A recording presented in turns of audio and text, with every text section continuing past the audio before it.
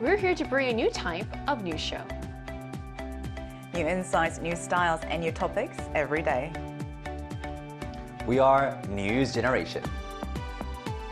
Bringing news just for you. It's Tuesday, June 16th here in Seoul. I'm Yujin, and this is News Generation. Joining us today is Cheska. Good morning, everyone. Good morning. So fabulous with us. Happy Tuesday. Happy Tuesday, and both are here to speak on behalf of people in their 20s and 30s. So we're already on day 2 of the work week, and while many of us are busy checking off our to-do list, one expense continues to take a big bite out of our monthly budgets, which is none other than housing.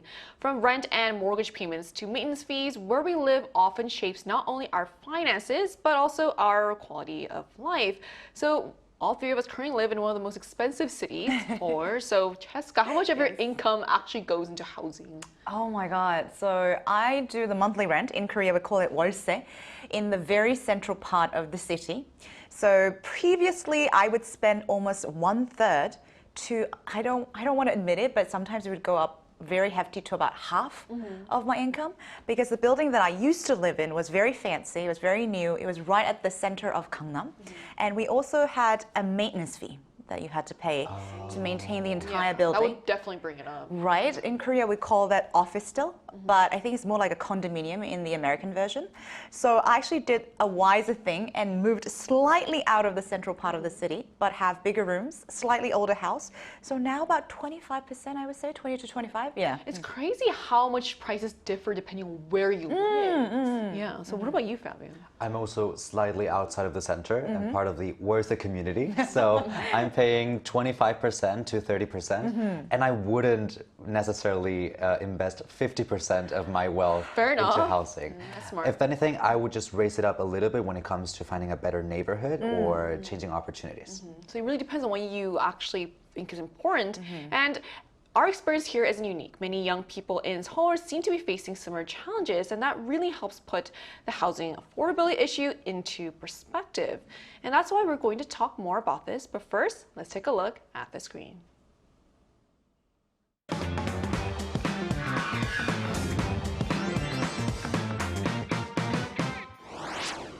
For many young people, housing has long been their biggest financial burden. So much so that owning a home remains one of their biggest dreams. But as housing supply struggles to keep up with the strong demand in Seoul, that dream is becoming increasingly difficult to achieve. Today on News Generation, we take a closer look at the housing challenges facing young people, explore how urban housing shortages are affecting cities around the world, and examine possible solutions to make housing more affordable and accessible.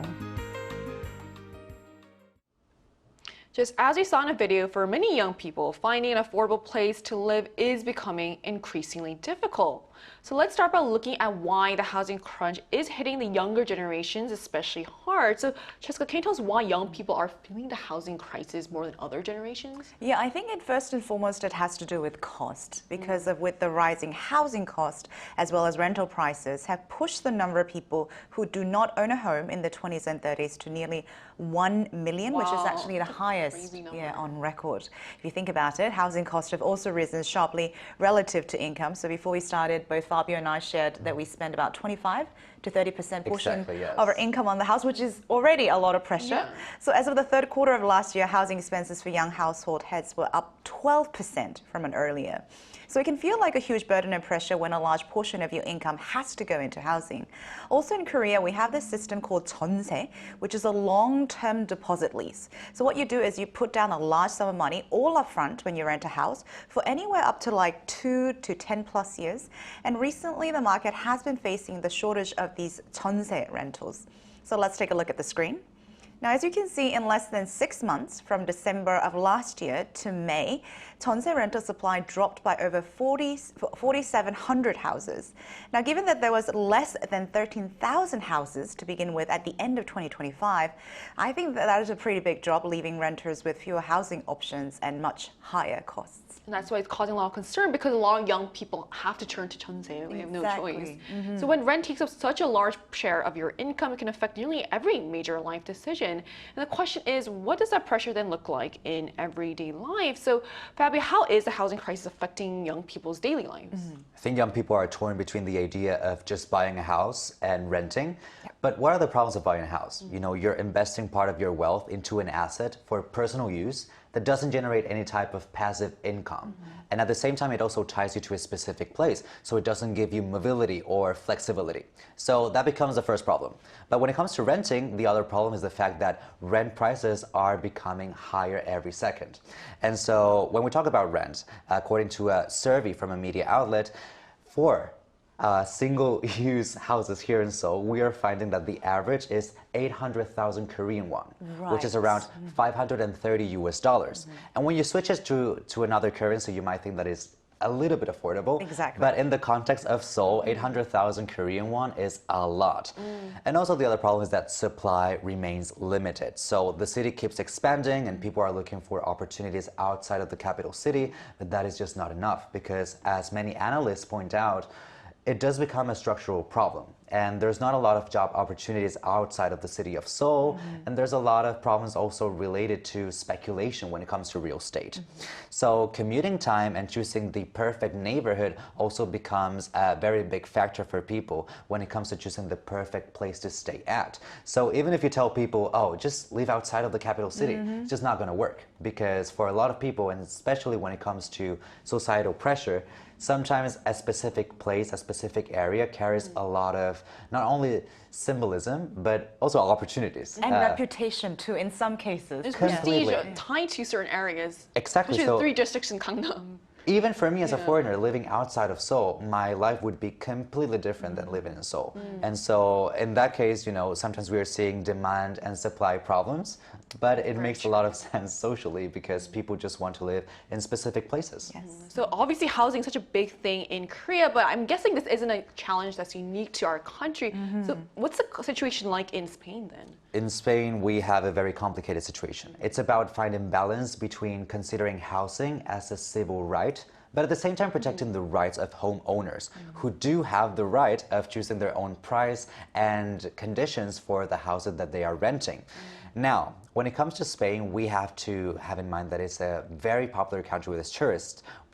So that means that short-term rentals such as Airbnbs are definitely much more profitable than just renting to locals. That's very interesting because in Korea, that's not really a thing. I guess in Exactly. Spain, that also was contributing to the housing supply going down then. And if you look at the infrastructure itself, most of the city centers tend to be very old. And so when you build new houses, they tend to be outside, in the outskirts of the city. So the city tends to be much more competitive in that sense. And at the same time, increasing housing supply may seem like one of the best options for tenants, but it's not necessarily beneficial for the competitive market when it comes to real estate, because for property owners, it does reduce a lot of returns. And then large-scale protests have been going on in Spain for the past few years. It's a very big issue, with hundreds of thousands expressing how this skyrocketing rents and also this real estate speculation is becoming a very big problem. According to the Bank of Spain, around 700,000 homes would be needed to keep up with the current demand. Wow. Yes, and the issue of illegal occupation also affects availability. Furthermore, according to the Spanish Youth Council, the average after-tax monthly salary is 1,190 euros. Now, the average monthly rent in cities like Madrid is going to be around 1,176 euros. That's So very close. if you do very quick math, this is 99% of a young person's salary. That is a crazy number. Of course, this depends on personal situation and region, and we cannot just pretty much say that this is the situation for millions of people.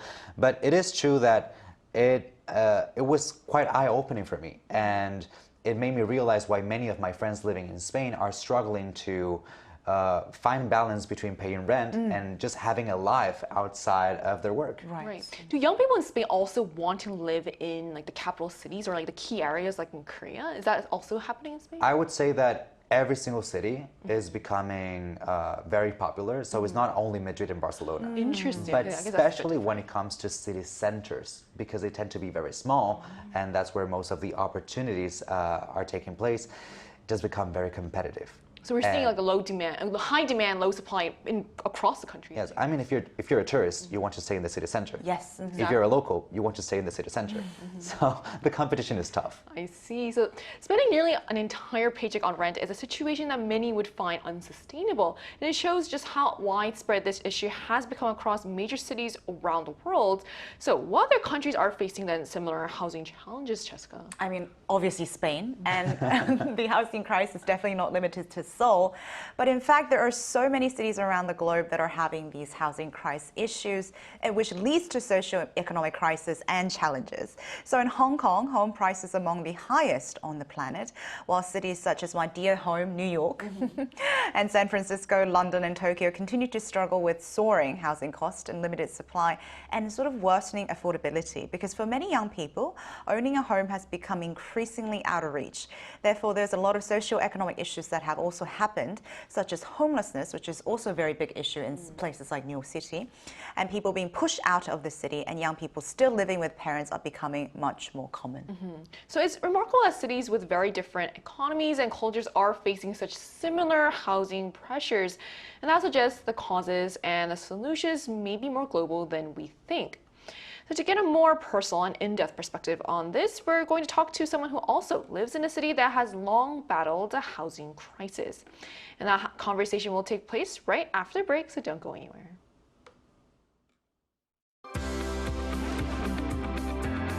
NewsGen wants to hear from you. Go to YouTube and search out Channel Arirang News. Click Posts and cast your vote in the poll. Make a new type of news with us. To learn what the housing situation looks like beyond Korea, we're joined by Erin, a New Yorker experiencing the city's housing challenges firsthand. So hello, Erin. Thank you so much for connecting with us today. Hi, thank you for having me. Erin, so what does your current housing situation look like, and how difficult is it for young people in New York City to find affordable housing these days? Yeah, so I currently live in Queens, which is a borough of New York City, and I have two roommates. We live in a three-bedroom apartment, so we each have our own bedroom, but it is quite common, I would say, for young people our age to have more than one roommate. Similar to some of the hosts, I pay probably 25 to 30% of my income goes to rent. And I would say that the housing here is quite competitive. It kind of depends on what time of year you're looking for an apartment, but especially if you're looking kind of at the same time as graduation happens, when students are looking for housing, that kind of thing, it can be very, very competitive where you're applying to multiple apartments. You might not hear back from a lot of them. You might not get the apartment that you're really looking for. Additionally, it's quite common to live far from the city center to have a more affordable apartment. For me, it takes maybe 40 minutes to get into Manhattan to my job, which is quite common, I would say. And I think similar to a lot of other cities, you see a lot of locals being priced out of the neighborhoods that they grew up in because housing has just become so competitive, and I feel like every year it just becomes more and more expensive. And as someone that lived in New York for 10 years, everything that you say is bringing back a lot of memories. But what are some of the biggest challenges do you think young people face because of high housing costs, especially in New York? I would say, like I mentioned, there is generally a need to have roommates if you want if you want a larger space, if you want to live in a certain area, because a studio apartment can be incredibly expensive depending on where you're looking. That kind of comes with its own difficulties depending on if you have roommates that you know, or if you have to move into, a situation that maybe you don't know your roommates beforehand. I think I'm quite lucky. I do like my roommates. I feel like I said, every year the cost of living continues to go up, but that doesn't necessarily mean that your salary is increasing year to year. it's quite common here for landlords to raise the rent every single year. So if your salary is not increasing, sometimes you do have to move because you just can no longer afford the apartment you're living in. I know people who still live with their parents because of this. I know people who have even resorted to living in apartments that are not quite legal, like a basement apartment, or an apartment that's maybe an addition to a house that's not like registered, which comes with risks, of course. And then it's not just the housing costs that are expensive as well. Utility costs can be quite high as well. And again, they keep going up every single year. Most of the young people that I know, and even myself, kind of have resigned to the fact that we're probably never going to own houses, especially because so much of your income does go towards, Yes. your rent. And then I think another risk is there's a lot of scams with when you're looking for apartments. So you do have to be kind of careful. A lot of apartments in New York will also charge application fees when you're applying to live in that apartment. So it's not even Wow. a set thing that you'll get that apartment. You're just paying like a fee to even put your name Apply, into yes. the, into the ring. I even had an experience where when I was looking for an apartment just at the beginning of this year, the landlord wanted to charge each of myself and each of my roommates $50 each for the application fee.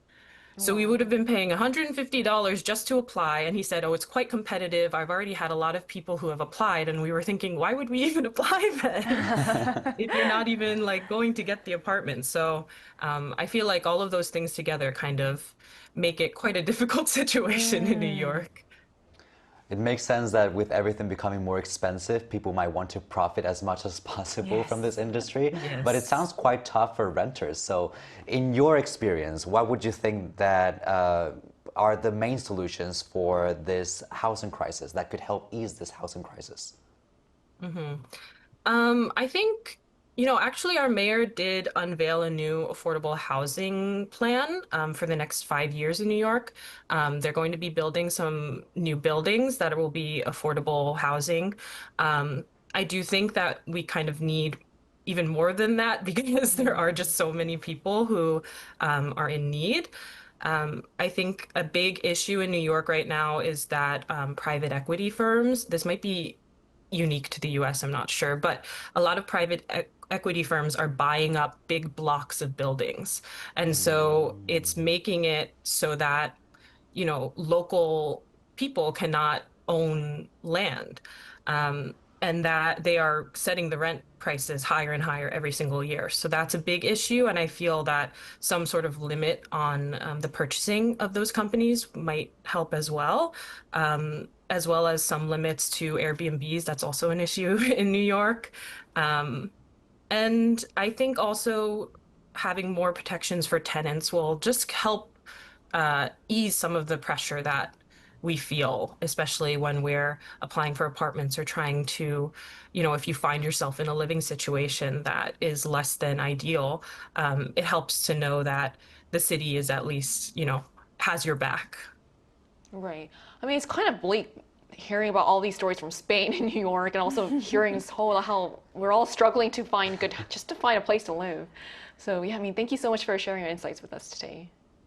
Thank you for having me. Thank you. Thank you. So we just spoke with a New Yorker who shared firsthand how rising housing costs are reshaping life for young people in one of the world's most expensive cities. And governments and the private sector are also exploring new ways to make housing more accessible. So what solutions are then being proposed in Korea and also in other countries, Jessica? I think one of the most popular one that is happening right now is called co-living, and that is rapidly gaining popularity in Seoul. This housing model offers compact private rooms while placing greater emphasis on shared community spaces and really special amenities such as like rooftop lounges, co-working space. You have your own kitchen that you can share, and fitness center. And these shared facilities are very attractive to young residents. So despite quite high rent, it is becoming very popular, and the market has expanded quite quickly with investment in Seoul's co-living sector nearly doubling over the past year.